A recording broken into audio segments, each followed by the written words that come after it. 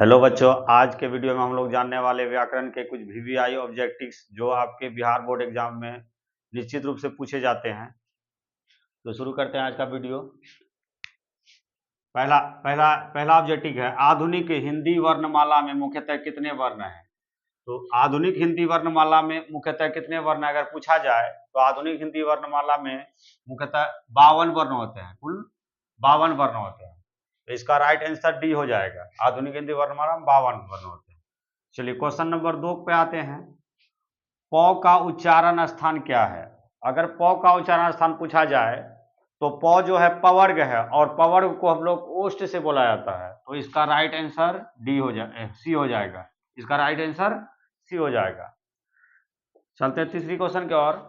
हिंदी में व्यंजन वर्णों की संख्या कितनी है। हिंदी में व्यंजन वर्णों की संख्या कितनी है अगर पूछा जाए तो हिंदी में व्यंजन वर्ण का अगर बात किया जाए तो कवर्ग से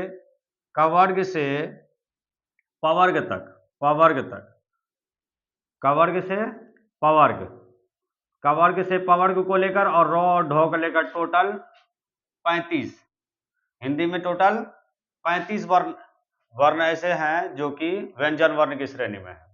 तो इसका राइट आंसर भी हो जाएंगे। हिंदी में व्यंजन वर्ण की संख्या 35 है। चलिए, निर्मल का सही संधि विच्छेद क्या होगा। निर्मल का सही संधि विच्छेद क्या होगा। तो ऑप्शन ए है निह जोर मल, ऑप्शन बी है निर जोर मल, ऑप्शन सी है नी जोर मल, ऑप्शन डी है नॉन ऑफ दिस। तो इसका राइट आंसर क्या होगा। तो इसका राइट आंसर ए होगा निह जोर मल। जब इसका संधि विच्छेद करते हैं तो हम लोग को पता चलता है निह जोर मल। निर्मल का सही संधि विच्छेद निह जोर मल होगा। चलिए अगला क्वेश्चन पे आते हैं जो बहुत इंपॉर्टेंट है। स्वागत, स्वागत का सही संधि विच्छेद क्या होगा। तो स्वागत का सही संधि विच्छेद हम लोग को पहले ऑप्शन देखना है। स्व जोर आगत पहला ऑप्शन है, दूसरा स्वा जोर गत, तीसरा सु जोर आगत, चौथा स्वा जोर आगत।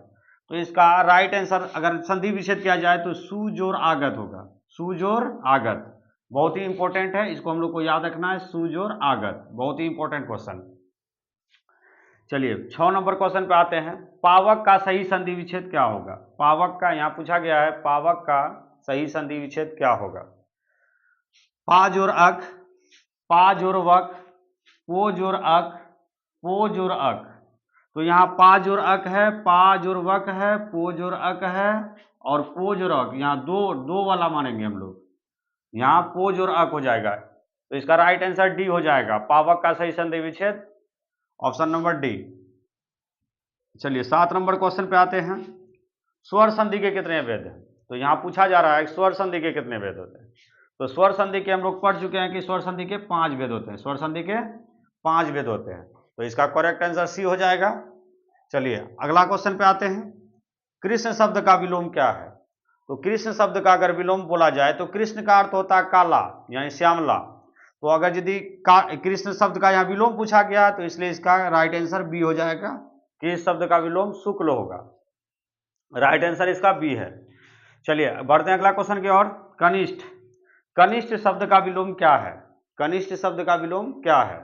तो यहाँ हम लोग देखते हैं कनिष्ठ शब्द का विलोम क्या है। ऑप्शन के अनुसार छोटा, ज्येष्ठ, लघु, लंबा। तो कनिष्ठ शब्द का अर्थ ही होता है छोटा। तो इसका अगर विलोम शब्द बोला गया है तो ज्येष्ठ, ज्येष्ठ का अर्थ होता है बड़ा। तो यहाँ करेक्ट ऑप्शन नंबर बी हो जाएगा। कनिष्ठ का ऑप्शन नंबर बी ज्येष्ठ विलोम है उसका। चलिए क्वेश्चन नंबर 10 पे आते हैं। नूतन शब्द का सही विलोम क्या होगा। नूतन शब्द का, नूतन का अर्थ होता नया, नूतन का अर्थ नया। तो इसका ऑप्शन के अनुसार जाते हैं पुरातन, प्राचीन, पुराना, अर्वाचीन, है ना। तो इसका करेक्ट आंसर ऑप्शन नंबर ए हो जाएगा। नूतन शब्द का विलोम पुरातन होता है। नूतन शब्द का विलोम पुरातन होता है, इसको याद रख लेना है। अगला क्वेश्चन पे आते हैं। विज्ञान में कौन सा उपसर्ग। ये भी बहुत ही इंपॉर्टेंट क्वेश्चन है। विज्ञान बहुत बार पूछा जा चुका है। विज्ञान में कौन सा उपसर्ग। तो इसका ऑप्शन है विज्ञ उपसर्ग, वी उपसर्ग, वोदर्गी वाला उपसर्ग है और ऑप्शन नंबर डी में वो है। तो इसका करेक्ट आंसर हो जाएगा हर्षिकर वाला वी जोर ज्ञान, विज्ञान, इसलिए आगे इसका वी लगा हुआ है। तो वी उपसर्ग है यहाँ। चलिए आदिकाल, अगला क्वेश्चन है आदिकाल। आदिकाल शब्द में कौन सा उपसर्ग। आदिकाल शब्द में कौन सा उपसर्ग। तो इसका आदि एक शब्द है, काल भी एक शब्द है, तो आदि इसके आगे लगा हुआ, तो यहां से पता चल रहा है ऑप्शन नंबर ए मेरा करेक्ट ऑप्शन है, तो हम उस पर लगा देंगे। चलिए अगला क्वेश्चन पे आते हैं। बेईमान शब्द में कौन सा उपसर्ग, बेईमान शब्द में कौन सा उपसर्ग? ऑप्शन नंबर ए है बेईन, ऑप्शन नंबर बी बेई, ऑप्शन नंबर सी बे, ऑप्शन नंबर डी बेईमान। तो इसका करेक्ट ऑप्शन हो जाएगा ऑप्शन नंबर सी बे, बेजोर ईमान, बेईमान। बेईमान का सही संधि विच्छेद बेजोर ईमान होता है, इसलिए हम लोग बे उपसर्ग लगाए यहां। अत्याचार का बात करें, अत्याचार में कौन सा उपसर्ग, अत्याचार में कौन सा उपसर्ग है? तो यहां हम लोग को ऑप्शन दिया हुआ अति, जो अति है, अत्या है और चार है। तो इसको जब संधि विच्छेद करते हैं अत्याचार को, तो अति जोर आचार, अति जोर आचार, तो इसीलिए हम लोग यहां देखते हैं कि अति शब्द, तो यहां ऑप्शन नंबर ए पर अति दिखाई पड़ रहा है, इसलिए इसका राइट आंसर ए हो जाएगा। चलिए क्वेश्चन नंबर 15 पे आते हैं। क्वेश्चन नंबर 15, क्वेश्चन नंबर 15 क्या कह रहा है? त्रिकोण शब्द में, त्रिकोण शब्द में कौन सा समास है? यहां समास का बात किया जा रहा है, तो समास को हम लोग अच्छी तरीके से समझे थे, तो आज हम लोग समास से कुछ क्वेश्चन है तो इसको करते हैं। त्रिकोण शब्द में यहां त्रिकोण के आगे त्रि लगा हुआ, जिसका अर्थ होता है तीन, तो यहां संख्यावाची है। संख्यावाची शब्द डेफिनेटली रूप से हम लोग जानते हैं, संख्यावाची शब्द क्या होते हैं? संख्यावाची शब्द हमेशा द्विगु होते हैं, तो इसका ऑप्शन नंबर बी, 15 का राइट ऑप्शन नंबर बी हो जाएगा। चलिए 16 नंबर पे आते हैं। 16 नंबर क्या कहता है देखते हैं। रसोई घर शब्द में कौन सा समास? तो हम लोग समास को बहुत सारे ट्रिक से समझे थे कि रसोई घर, तो ऐसे हम लोग जानते थे कि जो शब्द मतलब हाँ तत्पुरुष समास, यहाँ पर रसोई घर जो है ये तत्पुरुष समास का उदाहरण है, क्योंकि कर्मधारय में किसी का विशेषता बताया जाता है, अविभाव समास में कि कोई अव्यय शब्द का प्रयोग होता है, और बहुब्रीहि जो है ना, दूसरे के अर्थ को बताने के अर्थ में प्रयोग होता है, तो इसका करेक्ट आंसर ए हो जाएगा। चलिए 17 नंबर क्वेश्चन पे आते हैं। चतुर्भुज शब्द में कौन सा समास? चतुर्भुज, तो यहाँ चतुर्भुज शब्द में पूछा जा रहा है कौन सा समास है, तो यहाँ चतुर्भुज का यहाँ चार मतलब चार भुजाओं वाला, इसका अर्थ चार, लेकिन चार भुजाओं वाला यहाँ किसी भगवान का नाम किसी दूसरे का अर्थ बता दिया जाता है, इसलिए यह बहुब्रीहि समास का उदाहरण है, न कि द्विगु समास का। इसका चार तो अर्थ है लेकिन ये अपवाद में आता है। चलिए अगला क्वेश्चन पे आते हैं। क्वेश्चन नंबर 18 बोल रहा है यहाँ कारक के कितने भेद होते हैं? कारक के कितने भेद होते हैं? तो इसका ऑप्शन दिया है option number A 5, option B 6, option C 3, option D 8। तो कारक के 8 भेद होते हैं, कारक के 8 भेद होते हैं। चलिए अगला क्वेश्चन पे आते हैं। क्वेश्चन नंबर 19 पर आंखों से देखा, आंखों से देखा किस कारक का उदाहरण है? तो कारक का चिन्ह से हम लोग इसको पहचान सकते हैं। कर्ता ने कर्म को करण से, कर्ता ने कर्म को करण से या द्वारा, तो से यहां से जो है करण कारक का उदाहरण, इसलिए डेफिनेटली रूप से ए नंबर ऑप्शन इसका सही होगा, करण कारक। चलिए अगला क्वेश्चन पे आते हैं, बहुत ही अच्छा क्वेश्चन है।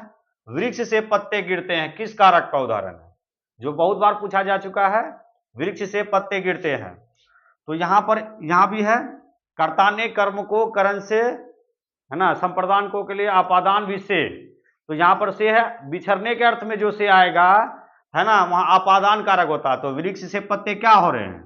वृक्ष से पत्ते गिर रहे हैं मतलब झड़ रहे हैं मतलब, तो इसलिए यहां अलगाव का बोध हो रहा है, इसलिए ये ऑप्शन नंबर 20 का करेक्ट ऑप्शन है। ऐसा और भी कई क्वेश्चन हो सकते हैं, है ना।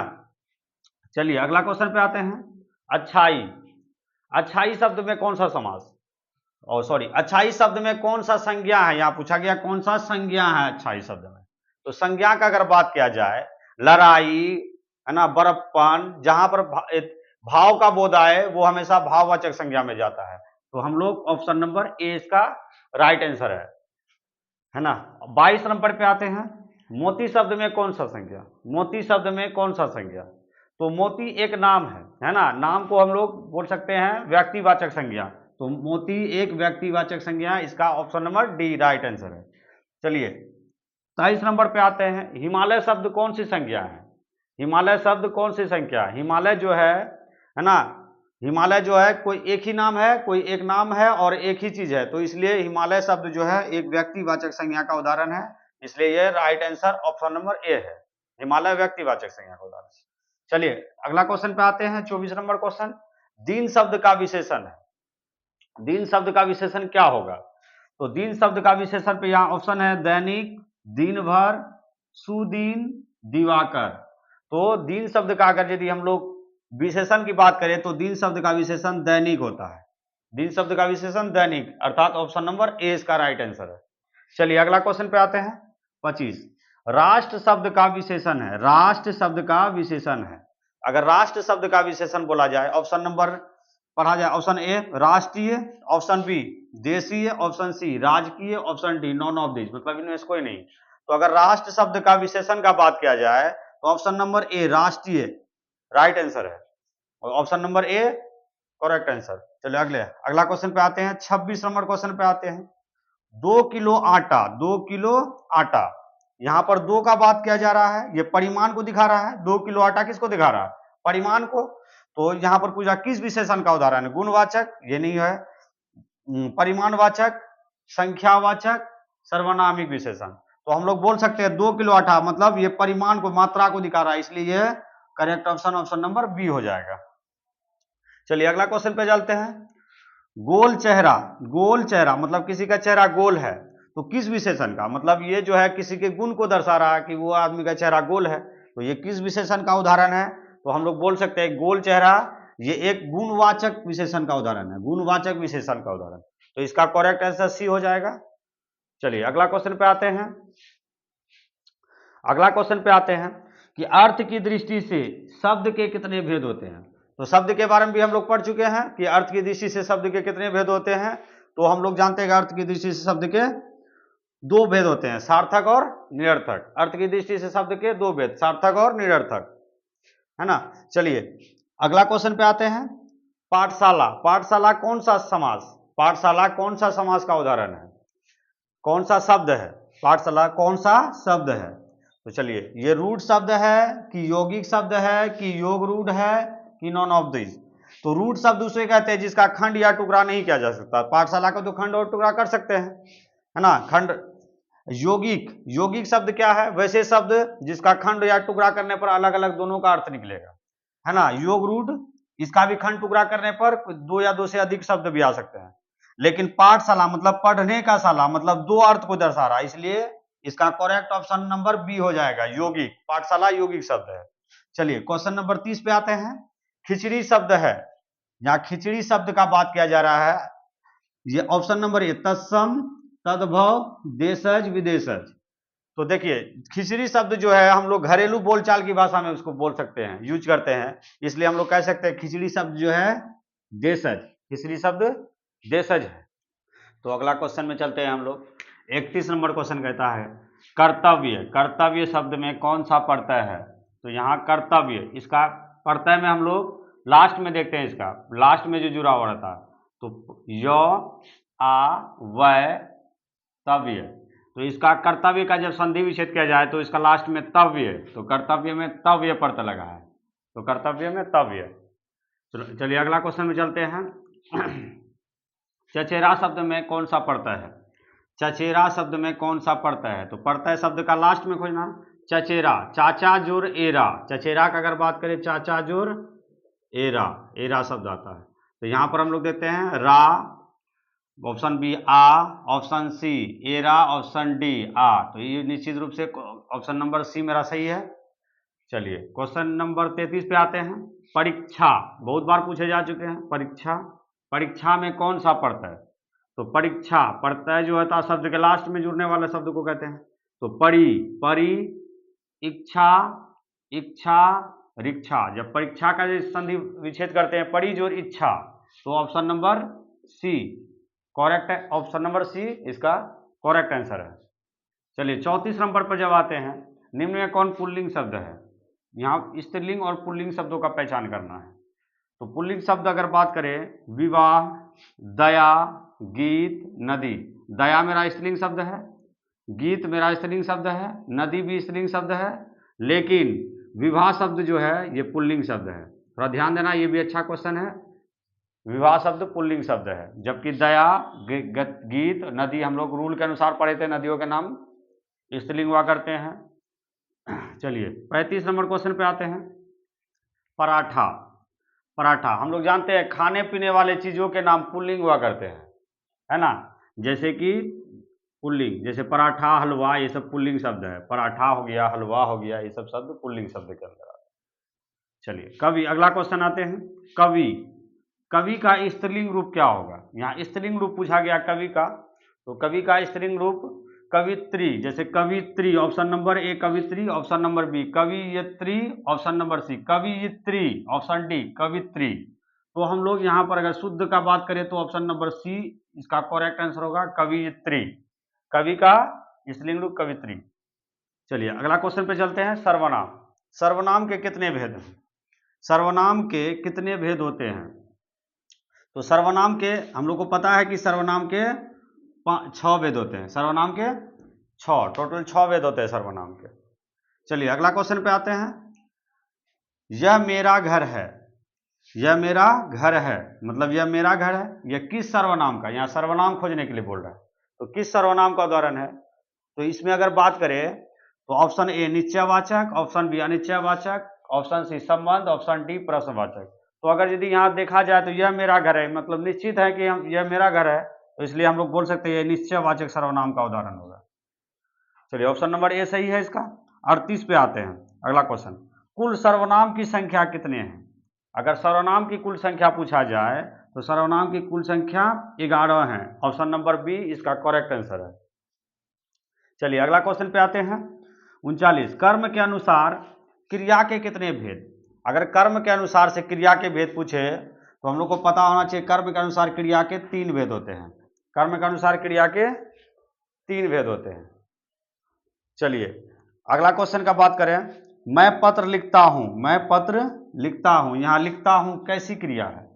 मैं पत्र लिखता हूं, यहां लिखता हूं कैसी क्रिया है? तो यहां देखा जाए तो मैं पत्र लिखता हूं, यहां कोई पत्र जो लिख रहा है, मैं स्वयं पत्र लिख रहा हूं, मतलब ये मैं एक्टिव होकर काम कर रहा हूं, तो इसका हम कह सकते हैं कि ये सकर्मक क्रिया है। Option number A is correct answer. चलिए अगला क्वेश्चन पे आते हैं।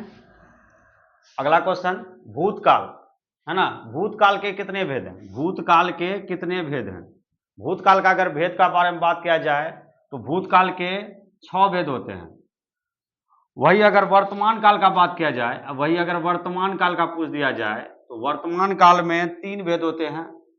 अगर वही भविष्यत काल का बात किया जाए, भविष्यत काल के 2 भेद होते हैं। इसको हम लोग को याद रखना है। चलिए अब अगला क्वेश्चन पे आते हैं। शायद आज वर्षा होगी, शायद आज वर्षा होगी, यह किस काल का उदाहरण है? तो शायद यहाँ पर संभावना व्यक्त किया गया है, तो सामान्य भविष्यत, संभाव्य भविष्यत, आसन्न भूत, सामान्य वर्तमान। तो अगर बात किया जाए यहाँ संभावना का बात है शायद, तो इसलिए संभाव्य भविष्यत का उदाहरण है। तो ये 42 का option number B correct answer है। चलिए 43 में आते हैं। वह स्कूल से लौटा है, वह स्कूल से लौटा है, यह किस काल का उदाहरण है? अगर बात की जाए तो वह स्कूल से लौटा है तो सामान्य भूत है कि आसन्न भूत है कि पूर्ण भूत है कि अपूर्ण भूत है? तो यह स्कूल से लौटा है, मतलब यह आसन्न भूत का उदाहरण है। तो यह 43 का बी नंबर ऑप्शन करेक्ट होगा। चलिए 44 का बात करें। अव्यय के कितने भेद होते हैं? तो हम लोग को पता होना चाहिए अव्यय के 4 भेद होते हैं, अव्यय के 4 भेद होते हैं। तो बी नंबर करेक्ट आंसर, 44 का बी करेक्ट आंसर। 45 का बात करें। हलवाई, ये बहुत बार पूछा जा चुका है। हलवाई जो है कौन सा लिंग है, मतलब स्त्रीलिंग है या पुल्लिंग? नहीं, हलवाई शब्द का स्त्रीलिंग शब्द पूछा गया यहाँ, सॉरी, हलवाई शब्द का स्त्रीलिंग शब्द को पूछा गया है।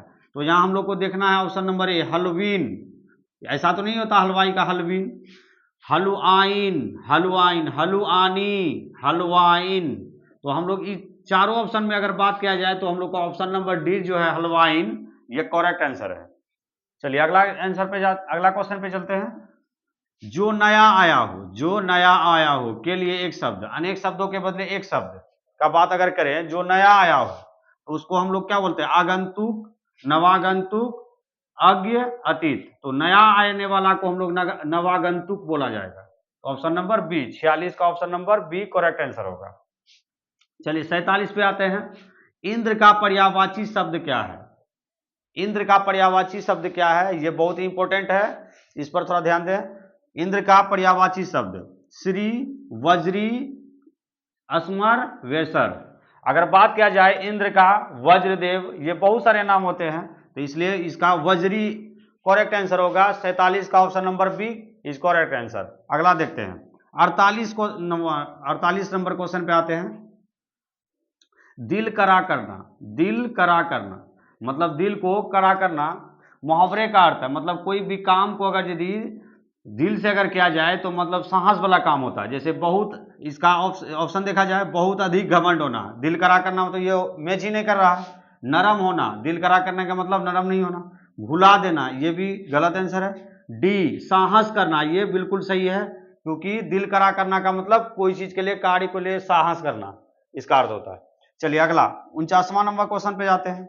घी के दिए जलाना, ये मुहावरे का अर्थ पूछा गया, घी के दिए जलाना, ये हम लोग परिचित देश से, घी के दिए जलाना, इसका मतलब क्या है? खुशी मनाना, प्रकाश करना, दिए में घी डालना, पूजा करना। तो यहां पर घी के दिए जलाना का मतलब यही हुआ कि खुशी मनाना, इसका ऑप्शन नंबर ए, 49 का ऑप्शन नंबर ए राइट आंसर है। चलिए अगला क्वेश्चन पे आते हैं 50वां नंबर। भलाई चाहने वाला के लिए एक शब्द है, भलाई चाहने वाला के लिए एक शब्द है। ऑप्शन नंबर ए हितैषी, ऑप्शन नंबर बी चिंतित, ऑप्शन नंबर सी दयालु, ऑप्शन डी पारखी। तो हित चाहने वाला को हम लोग हितैषी भी बोल सकते हैं, तो ऑप्शन नंबर ए इसका करेक्ट आंसर है। तो उम्मीद करता हूं कि आज का वीडियो में आप सभी को अच्छे से ऑब्जेक्टिव समझ में आया होगा। अगर समझ में आया होगा तो इस वीडियो को लाइक और सब्सक्राइब जरूर करें, ताकि नया नया वीडियो आप सभी के लिए मैं लाता रहूं। Thank you.